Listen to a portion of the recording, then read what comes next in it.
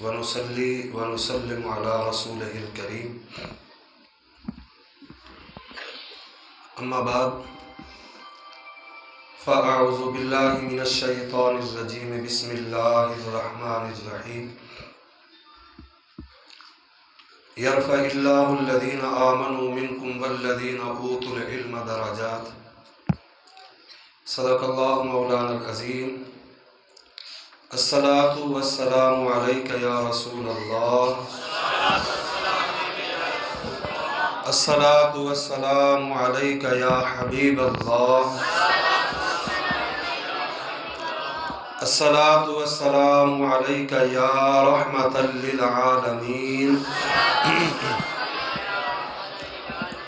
يا رب بالمصطفى بلغ مقاصدنا يا رب بالمصطفى بلغ مقاصدنا واغفر لنا ما مضى يا واسع الكرم کی محمد سے وفا تو نے تو ہم تیرے ہیں کی محمد سے وفا تو نے تو ہم تیرے ہیں یہ جہاں چیز ہے کیا لوح و قلم تیرے ہیں مٹا دے اپنی ہستی کو اگر کچھ مرتبہ چاہے مٹا دے اپنی ہستی کو اگر کچھ مرتبہ چاہے کہ دانہ خاک میں مل کر گلے گلزار ہوتا ہے حمد و صلاۃ و سلام کے بعد نہایتی واجب الاحترام علماء ذوی الاحتشام معزز حاضرین و ناظرین سامعین محترم، سب سے پہلے میں ہدیہ تبریک پیش کرتا ہوں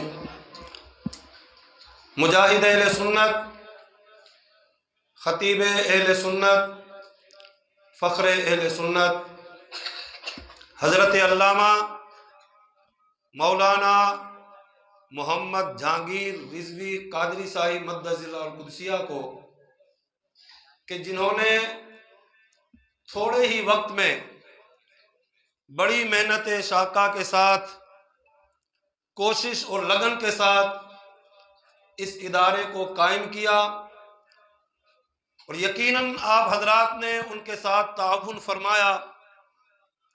اللہ تبارک و تعالی اس ادارے کو دن دگنی رات چگنی ترقی عطا فرمائے، اور آپ نے اس ادارے کے ایک پھول کو ملاحظہ کیا، مل کر کہیں نا سبحان اللہ۔ ایک پکوان جب دیگ پکاتا ہے، اردو سمجھ میں آتی ہے ویسے آپ کو؟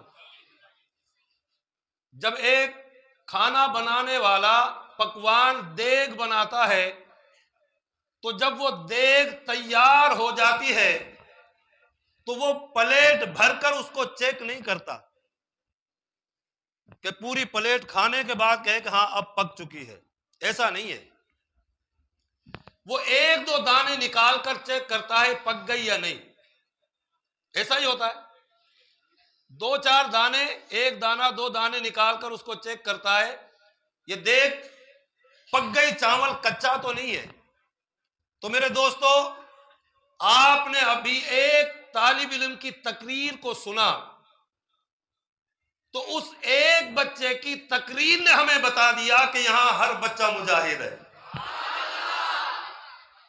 اس ادارے میں انشاءاللہ ہر بچہ مجاہد بنے گا اور دین کا سپاہی بنے گا، اور آپ اس ادارے کے ساتھ بھرپور تعاون رکھیں، اپنے بچوں کو اس ادارے میں داخل کریں، وہ عالم بنے، حافظ بنے، قاری بنے۔ ارے جس کا بچہ قرآن کا حافظ بنتا ہے، قاری بنتا ہے، عالم دین بنتا ہے، اس کا بہت بڑا مرتبہ اور مقام ہے، اور ہر مسلمان کو علم دین حاصل کرنا فرض ہے۔ طالب العلم فریدۃ علی کل مسلم، میرے آقا فرماتے ہیں کہ ہر مسلمان کو علم دین حاصل کرنا، بولیے حاصل کرنا فرض ہے۔ اور میرے آقا فرماتے ہیں افضل العبادتی طلب العلم، بہترین اور تمام عبادتوں میں افضل عبادت وہ علم دین حاصل کرنا ہے. کیونکہ اگر علم نہیں ہوگا تو ہم نماز کیسے ادا کریں گے؟ اگر علم نہیں ہوگا تو ہمیں کیسے پتا چلے گا نماز کے فرائض کیا ہیں، نماز کے واجبات کیا ہیں، نماز کے شرائط کیا ہیں، سنن کیا ہیں، مستحبات کیا ہیں، نماز کا طریقہ کیا ہے، اور نماز کو کس طرح ادا کرنا ہے؟ میرے دوستو، یہ ساری نماز کا جو طریقہ اگر ہمیں آئے گا تب آئے گا جب ہمارے پاس علم ہوگا. تو ہر مسلمان کو علم دین حاصل کرنا فرض ہے، اور تمام عبادتوں میں افضل عبادت علم دین حاصل کرنا ہے. اور جب کوئی بچہ علم دین حاصل کرنے کے لیے اپنے گھر سے، اپنے گاؤں سے مدرسے کے لیے جاتا ہے تو میرے آقا فرماتے ہیں من طلب العلم مشى فی ریاض الجنہ. جب طالب علم چلتا ہے تو جنت کے راستوں پر چلتا ہے. اس کے پاؤں کے نیچے فرشتے اپنے پروں کو بچھا دیتے ہیں. میرے آقا فرماتے ہیں من طلب العلم تکفل اللہ لہ برزقہ. جب کوئی بچہ، کوئی والدین اپنے بچے کو مدرسے میں داخل کراتے ہیں قرآن کی تعلیم حاصل کرنے کے لیے، دین کی تعلیم حاصل کرنے کے لیے، اللہ تبارک و تعالی علم دین حاصل کرنے والے کے ظاہری اور باطنی رزق کا ذمہ دار ہے. من خرج فی طلب العلم فہو فی سبیل اللہ حتی یرجع. میرے دوستو، میرے آقا فرماتے ہیں کہ جب تک علم دین حاصل کرنے کی غرض سے بندہ مومن اپنے گھر سے نکلتا ہے، وہ راستے میں رہتا ہے تو اللہ کی راہ میں ہے. اور اگر اسے طلب علم کے اندر موت آ جائے تو میرے آقا فرماتے ہیں اذا جاء الموت لطالب العلم وهو على هذه الحالت مات وهو شہید. میرے آقا فرماتے ہیں اگر علم دین حاصل کرتے کرتے موت آ جائے تو اس بندہ مومن کو شہادت کا مقام عطا کیا جاتا ہے. بولیے کون سا مقام؟ سب بولیے. اور شہید تو زندہ ہوتا ہے. شہید اسے کہتے ہیں جو اپنی جان کو اللہ کی راہ میں حدود اللہ کے تحفظ کے لیے، ناموس رسالت کے تحفظ کے لیے اپنی جان کو قربان کر دیتا ہے. قرآن کہتا ہے اسے مردہ نہ کہو بلکہ وہ زندہ ہے، لیکن تم ان کی زندگی کو سمجھ نہیں سکتے. کسی عاشق نے کہا کہ زندہ ہو جاتے ہیں جو مرتے ہیں تیرے نام پر. مل کر کہہ دیجئے سبحان اللہ. اگر اتنے سست ہو کر آپ بیٹھیں گے تو پنجاب سے اتنے دور کا سفر کر کے جو عالم دین تشریف لائے ہیں تو وہ آپ کو کیا سنائیں گے پھر؟ تو آپ نے جاگ کر بیٹھنا ہے. اب یہ جو باتیں سن رہے ہیں یہ بھی آپ علم حاصل کر رہے ہیں، یہ علم کی باتیں ہیں، علم کی باتیں ہم سیکھ رہے ہیں.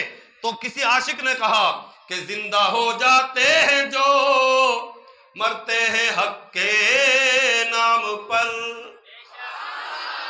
زندہ ہو جاتے ہیں جو مرتے ہیں تیرے نام پر. اللہ اللہ موت کو کس نے مسیحا کر دیا.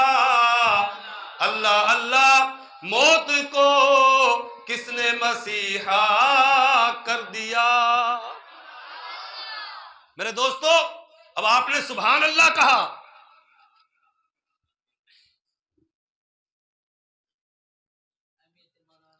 جی جی، ابھی آپ نے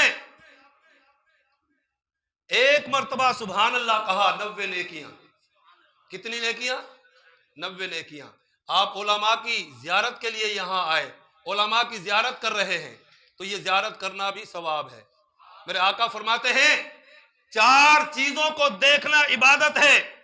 والنظر الی وجہ الوالد عبادت، والدین کے چہرے کو دیکھنا عبادت ہے.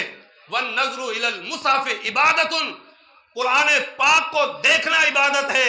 والنظر الی وجہ العالم عبادت، عالم دین کے چہرے کی زیارت کرنا بھی عبادت ہے. والنظر الی الکعبۃ المکرمۃ عبادت، خانہ کعبہ کو دیکھنا عبادت. میرے دوستو، پتہ یہ چلا کہ عالم دین کی زیارت کرنا اس کو عبادت کہا گیا، اور کتنی بڑی عبادت ہے۔ میرے آقا فرماتے ہیں جلوس ساعت عند العالم احب الی اللہ من عبادت الف سنہ، فرمایا جو بندہ مومن کسی عالم دین کی بارگاہ کے اندر ایک لمحہ بیٹھتا ہے، ایک گھڑی بیٹھتا ہے، اللہ تبارک و تعالی 1000 سال کا عبادت اسے عطا فرماتا ہے۔ 1000 سال کی عبادت کا ثواب اسے عطا کیا جاتا ہے۔ تو یہ مقام کب ملتا ہے؟ جب بندہ مومن علم حاصل کرتا ہے۔ اور علم کہاں حاصل کیا جاتا ہے؟ مدارس میں۔ بولیے کہاں پر؟ سب بولیے کہاں پر؟ مدارس میں۔ بھئی یہ ادارہ ہے نا، یہاں بچے قرآن کی تعلیم حاصل کر رہے ہیں۔ اگر مدارس نہ ہوتے تو مفتی صاحب مفتی کیسے بنتے؟ علامہ صاحب علامہ کیسے بنتے؟ خطیب خطیب کیسے بنتے؟ حافظ حافظ کیسے بنتے؟ تو میرے دوستو، اگر کوئی حافظ بنتا ہے تو مدرسے میں بنتا ہے، قاری بنتا ہے تو مدرسے میں بنتا ہے، عالم بنتا ہے تو مدرسے میں بنتا ہے، دارالعلوم میں بنتا ہے۔ اور میرے دوستو یہ بھی یاد رکھیے گا، یہ ادارے اسلام کے قلعے ہیں۔ اگر یہ ادارے ہوں گے تو حافظ آپ کو ملیں گے، قاری آپ کو ملیں گے، عالم آپ کو ملیں گے، مفتی آپ کو ملیں گے، مفسر آپ کو ملیں گے۔ یہ برکت اگر ہے تو اداروں کی ہے، تو آپ ان اداروں کے ساتھ بھرپور تعاون کریں۔ کرنا چاہیے یا نہیں کرنا چاہیے؟ کرنا چاہیے نا۔ ہم دیگر معاملات میں اخراجات ادا کرتے ہیں، اپنے گھر کا خرچ چلاتے ہیں، لیکن وہ کون سا مومن مسلمان ہے جو نہیں چاہتا کہ اس کا گھر جنت میں بنا دیا جائے؟ ہم سب چاہتے ہیں، بولیے بھئی سب چاہتے ہیں نا ہم جنت میں چلے جائیں۔ ہر ایک مومن کی یہ تمنا ہے۔ آپ نمازی سے پوچھیں اے نمازی نماز کیوں پڑھتا ہے، تو جواب ملے گا خدا کو راضی کرنے کے لیے۔ جب خدا راضی ہوگا تو اللہ جنت عطا فرمائے گا۔ میرے دوستو، روزہ رکھنے والا اسی لیے روزہ رکھتا ہے کہ میرا رب مجھ سے راضی ہو جائے۔ حج کرنے والا اس لیے حج کرتا ہے کہ میرا رب مجھ سے راضی ہو جائے۔ قرآن کی تلاوت کرنے والا قاری اس لیے تلاوت کرتا ہے کہ میرا رب مجھ سے راضی ہو جائے۔ میرے دوستو، جب رب راضی ہوگا تو اللہ انعام میں جنت عطا فرمائے گا۔ تو ان طلباء، ان علماء، ان مفتیان اعظام کا بڑا مرتبہ اور مقام ہے۔ ارے طالب علم کے بارے میں میرے آقا نے فرمایا جب وہ گھر سے چلتا ہے تو اس کے پاؤں کے نیچے فرشتے پروں کو بچھا دیتے ہیں۔ یہ تو طالب علم کا مرتبہ اور مقام ہے۔ جب وہ حافظ قرآن بن جائے گا، قاری قرآن بن جائے گا، عالم دین بن جائے گا، مفتی بن جائے گا، مفسر بن جائے گا، محدث بن جائے گا، تو پھر اس کا مرتبہ اور مقام کیا ہوگا؟ میرے آقا فرماتے اذا مررتم بریاد الجنہ فرتعوا، جب تم جنت کے باغوں کے قریب سے گزرو تو کچھ نہ کچھ لے لیا کرو۔ جب جنت کے باغوں کے قریب سے گزرو تو کچھ نہ کچھ لے لیا کرو۔ صحابہ نے عرض کیا قالوا ما ریاض الجنہ یا رسول اللہ، آقا یہ جنت کے باغیچے کون سے ہیں دنیا کے اندر؟ میرے دوستو، میرے اور آپ کے آقا علیہ الصلوۃ والسلام نے فرمایا قال مجالس العلم، جہاں علم پڑھایا جاتا ہے، جہاں علم سکھایا جاتا ہے، وہ جنت کے باغ ہیں۔ میرے آقا فرماتے ہیں خیرکم من تعلم القرآن وعلمہ، تم سب میں بہترین شخص وہ ہے جو خود قرآن سیکھتا ہے اور دوسروں کو سکھاتا ہے۔ تو میرے آقا کے فرمان سے پتا چلا یہ جو مدرسہ ہے، یہ جو مسجد ہے، یہ جو ادارہ ہے، یہ کیا ہے؟ جنت کا، بولیے کیا ہے؟ جنت کا باغیچہ۔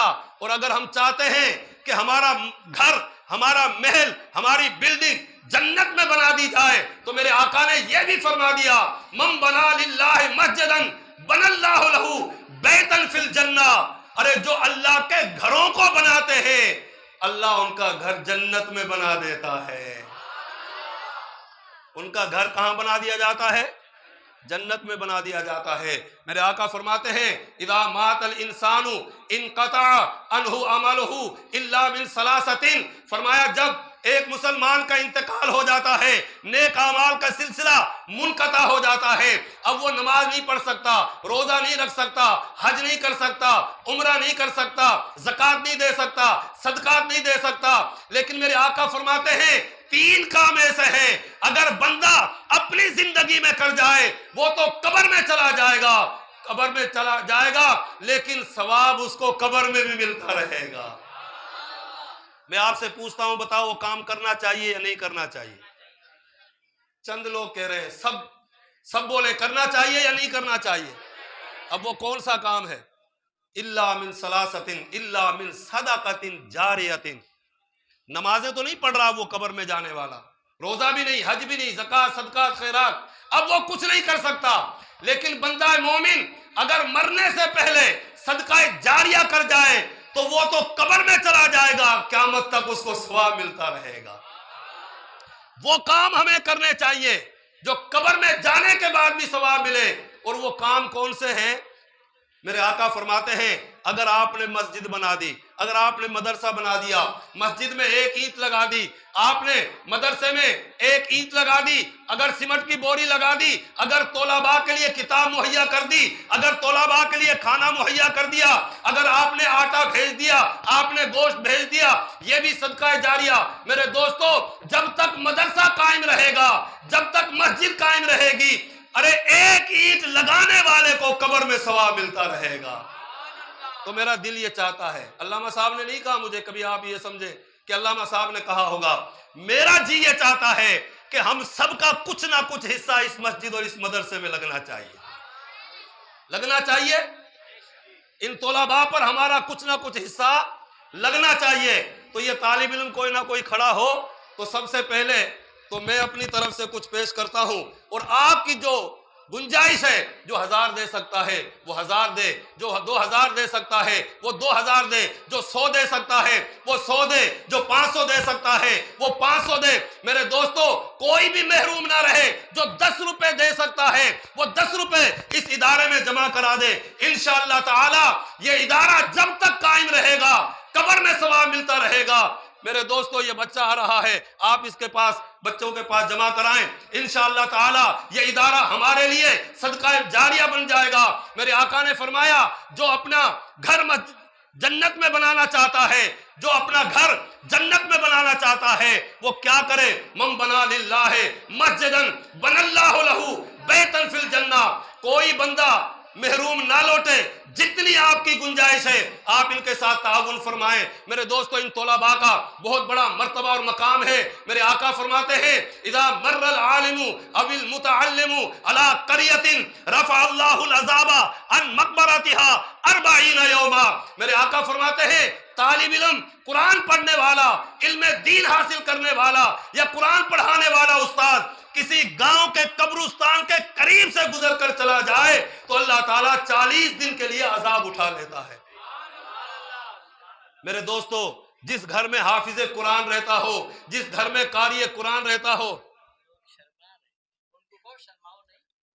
میں نے کہا نا جس کی 10 روپے کنجروں پہ کتنا لٹاتے ہیں، اس ٹائم شرم نہیں آتی، ادھر اللہ کی گھر نہیں، یہ دیتے ہوئے جو جس کی گنجائش ہے دل سے 1 روپیہ دو، انشاءاللہ تعالی آپ کے لیے یہ ادارہ صدقہ جاریہ بنے گا۔ تعاون کریں گے نا آپ حضرات انشاءاللہ تعالی۔ تو میرے دوستو تعاون 2 قسم کا ہوتا ہے، ایک مالی تعاون ہے اور ایک تعاون یہ ہے کہ آپ اپنے بچوں کو اس ادارے میں داخل کریں، یہ بھی بہت بڑا۔ ہاں تعمیراتی کام بھی چل رہا ہے نا یہاں پر، آپ اس تعمیراتی دوبارہ جو جلسہ ہونا تو اس میں ٹائلیں لگی ہونی چاہیے، ماربل لگا ہونا چاہیے اور دیکھنے جیسی بلڈنگ ہونی چاہیے۔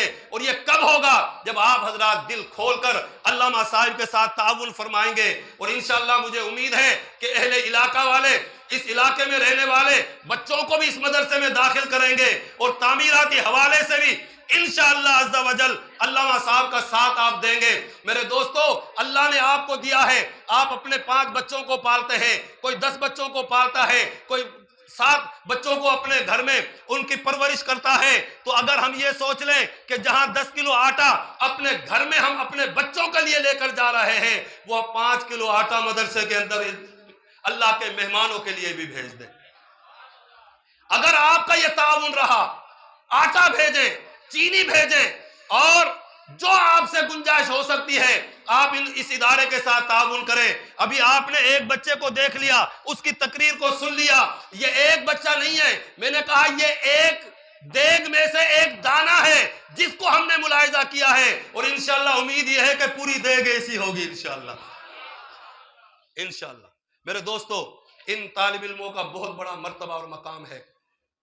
طالب علموں کا جب اتنا بڑا مقام ہے کہ طالب علم کسی گاؤں، کسی قریے، کسی شہر کے قبرستان کے قریب سے گزر کر چلا جائے تو 40 دن کے لیے اللہ عذاب کو اٹھا لیتا ہے، تو جب وہ عالم دین بنے گا اس کا کتنا مرتبہ اور مقام ہوگا. میرے آقا فرماتے ہیں ان اللہ وملائکتہ واہل السماوات والارض حتی النملۃ فی جوہرها حتی الحوت یصلون علی معلم الناس الخیر.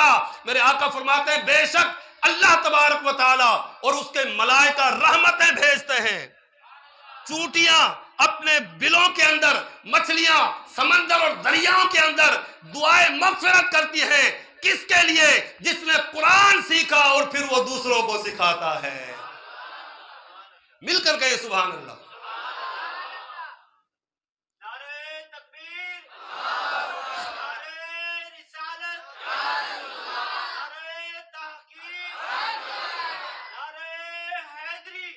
ارے جس پر اللہ رحمتیں بھیجتا ہو، جس پر ملائکہ رحمتیں بھیجتے ہوں، جس کے لیے چونٹیاں دعائیں مغفرت کرتی ہوں، مچھلیاں دعائیں مغفرت کرتی ہوں، اس کا کتنا بڑا مرتبہ اور مقام ہوگا.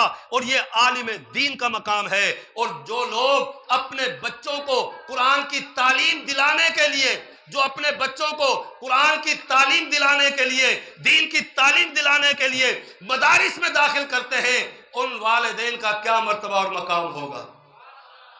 یہ بھی آپ کو سنا دوں، بس آخری بات عرض کر رہا ہوں کہ والدین کا کیا مقام ہے. توجہ میری طرف ہے نا آپ کی. والدین کا میرے آقا فرماتے من قرأ القرآن وعمل بما فیہ البس والداہ تاجا یوم القیامہ ضوءہ احسن من ضوء الشمس. میرے آقا فرماتے ہیں کہ جو قرآن پاک پڑھتا ہے اور اس پر عمل کرتا ہے، کل قیامت کا دن ہوگا، اس کے والدین کو اللہ تبارک و تعالی انعام عطا کرے گا. کیا عطا کرے گا؟ انعام عطا کرے گا. یہاں سے جب بچے فارغ ہوں گے نا، ان کے سروں پر دستار سجائی جائے گی. یہ مدرسے کی طرف سے انعام ہوتا ہے. اور کل قیامت کے دن وہ قرآن پاک پڑھنے والے، حافظ قرآن بننے والے، قاری قرآن بننے والے، عالم دین بننے والے کے والدین کو اللہ پاک انعام عطا کرے گا قیامت کے دن. جو نفسی کا عالم ہوگا، ہر آدمی پریشان ہوگا، کوئی کسی کا حال پوچھنے والا نہ ہوگا، تو حافظ قرآن کے والدین کا کیا مقام ہوگا. میرے آقا فرماتے ہیں اللہ پاک ان کے سروں پر تاج رکھے گا، انہیں تاج عطا کیا جائے گا، اور اس تاج کی روشنی ایسے ہوگی جیسے سورج کی روشنی ہے. تو کیا لوگ پوچھیں گے نہیں یہ کون لوگ ہیں؟ نہیں پوچھیں گے. ارے جن کے سروں پر تاج ہوگا اور وہ چمکتا ہوگا، سورج کی طرح روشن و منور ہوگا، تو لوگ پوچھیں گے نا یہ کون لوگ ہیں؟ تو بتانے والے بتائیں گے یہ حافظ قرآن کے والدین ہیں، یہ قاری قرآن کے والدین ہیں، یہ عالم دین کے والدین ہیں. میرے دوستو، آپ اپنے بچوں کو اس ادارے میں داخل کریں، یہ نیت کر لیں کہ انشاءاللہ ہم کل سے ہی اپنے بچوں کو اس ادارے میں پڑھنے کے لیے بھیجیں گے. اور ابھی دیکھو نا، بعض دوست ایسے ہیں جو یقیناً جیب میں پیسہ نہیں رکھ کے لائے ہوں گے. یہ میرے بس دل نے گواہی دی کہ ہم سب کا حصہ ہو جائے تھوڑا تھوڑا. آپ یہ نہ سمجھیں آپ نے اس ادارے کے ساتھ تعاون کرنا ہے، علامہ صاحب کے ساتھ تعاون کرنا ہے، ان کے ہاتھوں کو مضبوط کرنا ہے. یہ اسلام کا قلعہ بنے گا. یہاں سے بڑے بڑے حافظ، بڑے بڑے قاری، بڑے بڑے عالم اور مجاہد پیدا ہوں گے جو پوری دنیا میں پھیل کر دین کی خدمت کریں گے، دین کی سربلندی کے لیے کام کریں گے، لوگوں کے دلوں میں عشق مصطفیٰ کی شمع روشن کریں گے. اور جب یہ دین کا کام کریں گے، آگے مدارس میں پڑھائیں گے، تو جس نے ایک اینٹ بھی اس مدرسے میں لگا دی اس کو قیامت تک ثواب ملتا رہے گا. اور انشاءاللہ تعالی حضور کی جو محبت ہے نا، یہ حضور کی محبت کی جو شمع ہمارے سینوں کے اندر امیر المجاہدین نے جو روشن کی ہے، تو بتاؤ ان کی قبر روشن ہے یا نہیں ہے؟ نوجوانوں کے دلوں میں، بوڑھوں کے دلوں میں بچوں کے دلوں میں امیر المجاہدین نے عشق مصطفیٰ کی ایسی شمع روشن کی ہے کہ پوری دنیا میں ہر طرف لبیک یا رسول اللہ کے نعرے لگائے جا رہے ہیں۔ میرے امام کہتے ہیں اے عشق تیرے صدقے جلنے سے چھٹے سستے، وہ آگ لگائی ہے جو آگ بجھا دے گی۔ امام اہل سنت مجدد دین و ملت الشاہ امام احمد رضا خان فاضل بریلوی رضی اللہ تعالی عنہ نے کیا خوب فرمایا کہ اے عشق تیرے صدقے جلنے سے چھٹے سستے، وہ آگ لگائی ہے جو آگ بجھا دے گی۔ محبت کے ساتھ درود پاک پڑھ لیں۔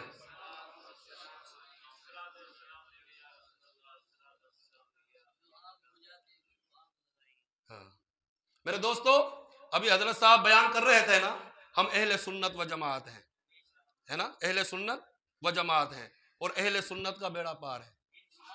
اہل سنت کا، امام اہل سنت فرماتے ہیں کہ خاک ہو کر عشق میں آرام سے سونا ملا۔ جب ہم حضور سے محبت کریں گے، جب اپنے دلوں میں حضور کی محبت کی شمع کو روشن کریں گے، ارے جب قبر میں جائیں گے تو جب فرشتے آ کر ہم سے سوال کریں گے کہ بتاؤ تمہارا دین کون سا ہے، مر ربوں کا، تمہارا رب کون ہے، ربی اللہ، ماں دینوں کا تیرا دین کون سا ہے، دین الاسلام۔ اب تیسرا سوال ہوگا ما کنت تقول فی ھذا الرجل، بتاؤ اس ودھا کے مکھڑے والے کے بارے میں کیا کہتا تھا۔ جب مومن پہچان لے گا نا، جو حضور سے محبت کرنے والا ہوگا وہ تو پہچان لے گا۔ وہ کیا خوب کہا کسی نے کہ قبر میں سرکار آئے تو میں قدموں میں گروں، گر فرشتے مجھ کو اٹھائیں تو میں ان سے یوں کہوں کہ اب میں پائے ناز سے اے فرشتوں کیوں اٹھوں، کیونکہ مر کے پہنچا ہوں یہاں اس دل ربا کے واسطے۔ تو امام اہل سنت فرماتے ہیں کہ خاک ہو کر عشق میں آرام سے سونا ملا، خاک ہو کر عشق میں آرام سے سونا ملا، کیونکہ جان کی اکسیر ہے الفت رسول اللہ کی، جان کی اکسیر ہے الفت رسول اللہ کی، اور قبر میں لہرائیں گے تا حشر چشمے نور کے، قبر میں لہرائیں گے تا حشر چشمے نور کے، کیونکہ جلوہ فرما ہوگی جب طلعت رسول اللہ کی، جلوہ فرما ہوگی جب طلعت رسول اللہ کی۔ اور اہل سنت کا ہے بیڑا پار اصحاب حضور، اہل سنت کا ہے بیڑا پار اصحاب حضور، نجم ہے اور ناؤ ہے عطرت رسول اللہ کی، نجم ہے اور ناؤ ہے عطرت رسول اللہ کی، عرش حق ہے مسند رفعت رسول اللہ کی، دیکھنی ہے حشر میں عزت رسول اللہ کی۔ اللہ تبارک و تعالی اس ادارے کو دن دگنی رات چگنی ترقی عطا فرمائے۔ آپ حضرات علامہ مجاہد اہل سنت، فخر اہل سنت حضرت علامہ مولانا محمد جہانگیر رضوی صاحب کے ساتھ تعاون فرمائیں، بھرپور تعاون کریں، انشاءاللہ تعالی یہ ادارہ اسلام کا قلعہ بنے گا۔ وآخر دعوانا